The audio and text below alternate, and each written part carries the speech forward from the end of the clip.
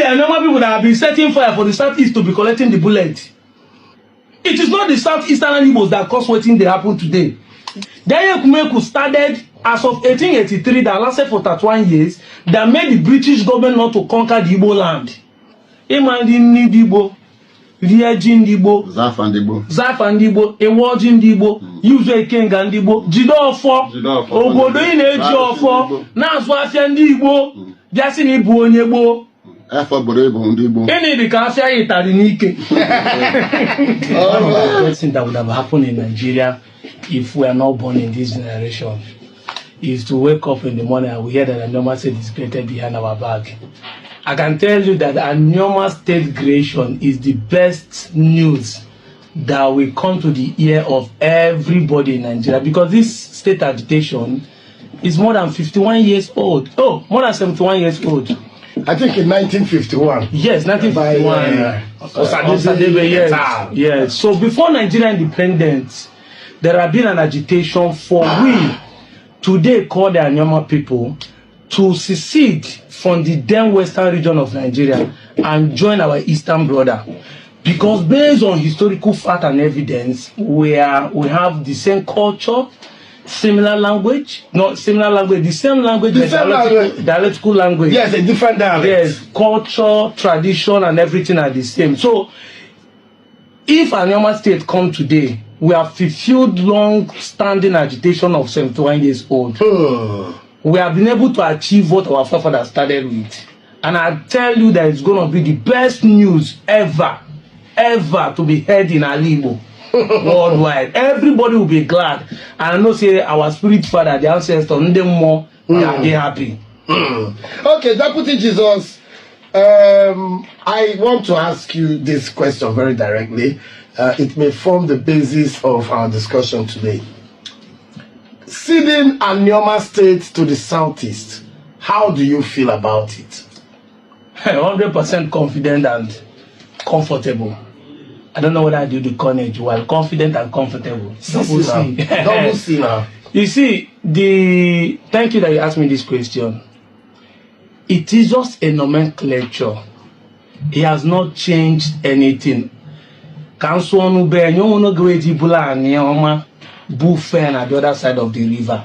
Okay. It's just a name for political reason. Okay. I think if people understand this, it start making sense.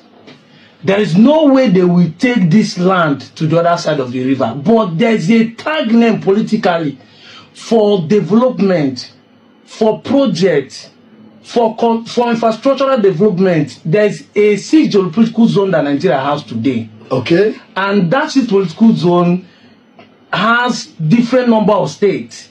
The Southeast has only 5. So there's a need to balance the equation.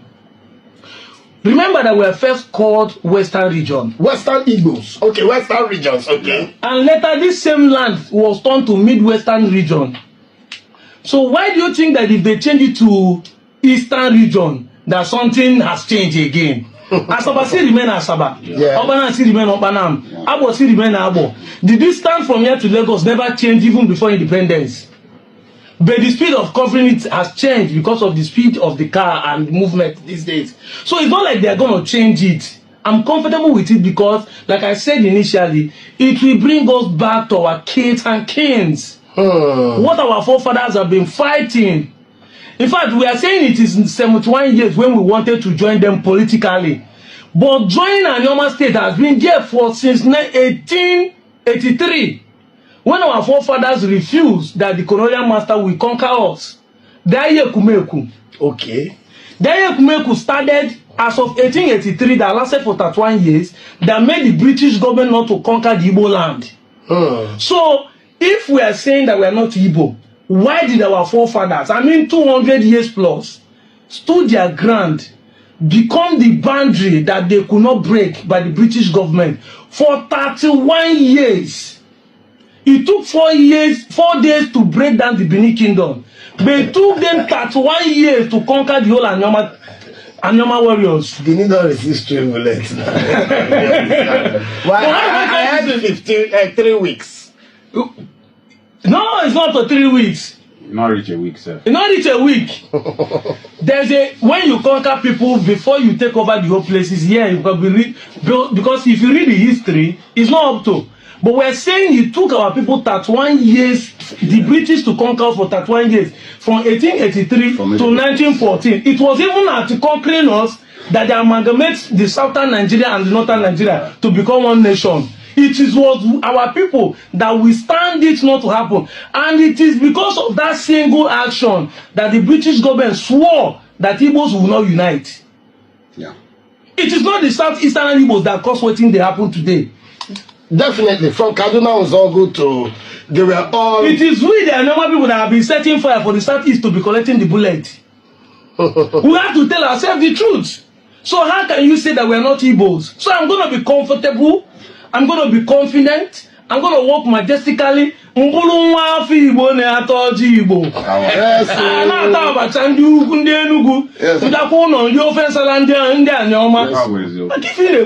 Okay, thank you very much, my brother Chukwemeka.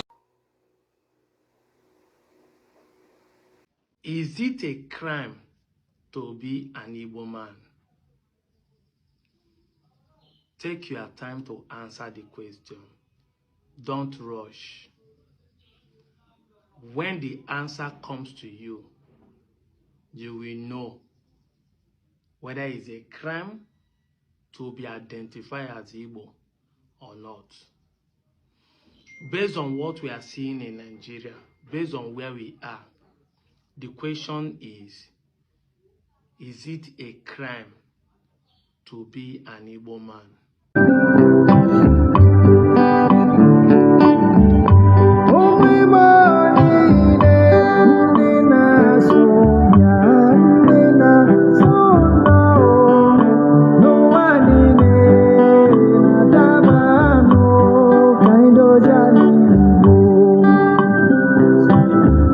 So I have this conversation with a friend of mine on Facebook who is an Anioma son but deny his Igbo identity.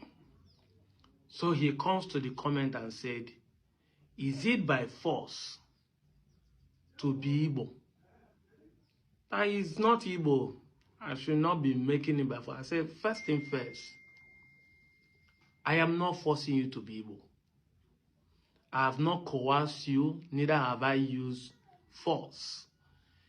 Like I always said in all my videos, if things are not properly defined, abuse is inevitable. I have not pointed a gun, neither am I dragging you with rope, neither am I using machete to chase you up and down, neither am I threatening you that you must be Igbo. I have not given any condition. I have not done any of this. So I am not forcing you.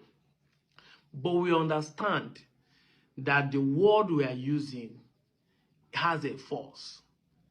When they say word have power, it's because the word we are using to convince you are strong enough to let you know that you are able. And it's on your own, what we say pulls you to accept your Igbo-ness. The facts and evidence we have presented in the last 1 year, you cannot deny it. So even when you are forcing yourself on your own to say I'm not Igbo, the evidence are glaring. They are showing you who you are. So you accept that you are Igbo, but you don't want to accept it. You can see clearly that you are Igbo, but you don't want to accept it. So you're not asking question, is it by force to be Igbo? My brother, is not by force. In fact, it's not by force to be a human being. We have people who are transgenders, who say they are no more man, they are women, who say they are cats, and different things. So you can choose whoever you want to be. When making your choice, you should also understand that other human being has right to also choose how they see you. Exactly what I'm trying to say. That those who have chosen to be identified as a binary should also allow people to choose how they identify them too. Bobrisky said he is a woman, but 99% of us including the women, seeing him as a man. His choice to say he's a woman, but it is our choice to say he's a man. So, are we forcing him to be a man? No. The law of nature made him a man. He is the one forcing himself to be a woman. Just the same thing with Igbo. The law has made you Igbo by nature, by the principle of life. You do not choose your parents, you do not choose your village, you do not choose your color, you do not choose your height, you do not choose your gender, you do not choose your tribe, you do not choose the country you'll be born, you do not choose the date they will born you. All of this is not your making. And even the name you are bearing, you do not choose it. Your parents, in their own free will, nobody forced them to give you the Igbo name. So how are you saying we are forcing you? You just wake up and believe lies and start saying you are not who they say you are, who nature has made you to be. So you are the one forcing yourself not to be Igbo. But after explaining this, I now ask him a question. Is it a crime to be Igbo? This is where I'm going to. I asked him a question. I said, I know you're a very intelligent person and you accept everything I've defined. Is it a crime to be Igbo man? He paused. I said, yes. If you now be able to ask this question, you now know the reason why you should be bold enough to accept it. Is it a crime? If you say it's a crime, why? How is it a crime? Oh, because we are in Nigeria. But if you are abroad and you are doing exploit, like those Eberechi is in us now, he's an Igbo man, but he's a UK citizen. Can he deny his Igbo-ness? Assuming he's born in Delta, unless you will be. He is from Delta, doing well. Will he be able to deny his Igbo-ness? He can. But will it be crime if you choose to be Igbo? It will not. You're only saying that you don't want to be Igbo because you find yourself in Nigeria. Because when you wake up in the morning and see, because they say seeing is believing. By seeing what Igbos are going through, you don't want to identify with it. Exactly what I'm saying. Success eliminates insults. They say result cancels insults. Success begetted more friends. The reason why many people, and of us, the Igbos in the western region and the south are not accepting Igbo-ness, our Igbo-ness, is because of the stereotype name they have given to the Igbos here in Nigeria. But if you are doing well, even here in Nigeria, do you deny your Igbo-ness? I've shown the video of Ibe Kachuku saying he's a proud Igbo man. Ndudi Elumelu saying he's a proud Igbo man. Ned Nwoko saying he's a proud Igbo man. Pato Tommy saying he's a proud Igbo man. Late Matadunku saying he's a proud Igbo man. Diomo of Obio saying he's a proud Igbo man. I can go on and go on. The Anioma sons, including Ngozi Okonjo-Iweala, the strongest woman on earth. The strongest woman on earth. The woman that has a position more than even the president of Nigeria. Okonjo-Iweala, born in Anioma land. But today, accept his Igbo-ness. Accept her Igbo-ness with full chest. If you are doing well, would you have denied? So if you see me saying that it is the poor that deny their Igbo-ness, why is it so? Because the poor are scared of being treated badly, name tagging in Igbo society. So is it a crime to be Igbo? No. It is only a crime because you are looking for survival and you think that the name will haunt you, will make you not to progress. That is the simple truth. It's not a crime to be Igbo. But if you don't have the courage, like people like us, who see what is going on and still stand on our feet to say we are Igbos, this is where our boldness, this is where you can respect people like us. the courage we have, the braveness, the boldness we have, that despite all the threats, even to today, people say Igbos are paying us, that Southeastern Igbos are paying us. We couldn't have been saying this with our clear eye. Others say we are doing it because we want to cash out. So many accusations. Some people have threatened us, coming from Anioma people and coming from those who claim they own Anioma people. Exactly what I'm saying. They have threatened us many times. But we'll still stand on our resolute. We'll still stand on our decision. We'll still stand firm to say it is not a crime to be Igbo. Yes, there could be a name tagging. There could be a marginalization. There could be a misconcept and misunderstood of what's being Igbo. I can tell you categorically that you might be shocked that even Asaba of Asaba, the reason why he denies Igbo is he said this simple truth. You'll be shocked that one of the reasons why Asaba is denying his Igbo-ness is this simple truth. Because 99% of time, when people like us say we are Igbos, what Nigeria hears is Biafra. I go lie for you. When we say we are Igbos, what Nigeria hears is Biafra. They have to change the Igbo you are saying to Biafra. And that is the name tagging. It's not a crime to be Igbo. Never. What is crime about being Igbo is you want to divide Nigeria. You want to leave the country. Exactly. That is the truth. So when you say you're Igbo, they don't see any problem with it that you're Igbo. What they see is that, oh, these people are those who doesn't love Nigeria, who want to divide the country, who want to run away.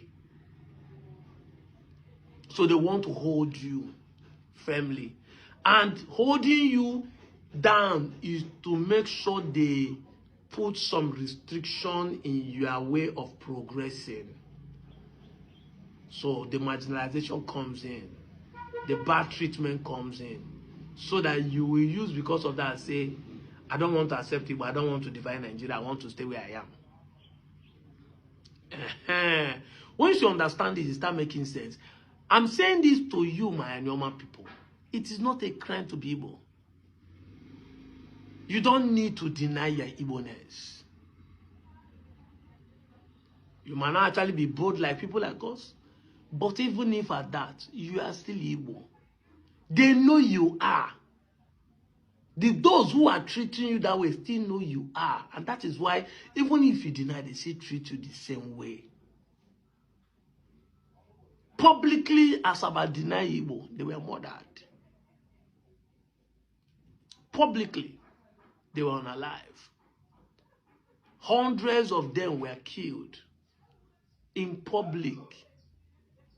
So you'll be shocked. It's just that name tagging. I don't want them to see me as a person championing Biafra agitation. Oh, you want them to zone to South-East so that he, as a king, is not a sympathizer of IPOB. You heard what? You heard some people saying that even bandits are better than IPOB, indigenous people of Biafra, that they are better because IPOB kills army, kills police, kills Nigerian civil defense. This lies is what propaganda is, what people like you are trying to believe.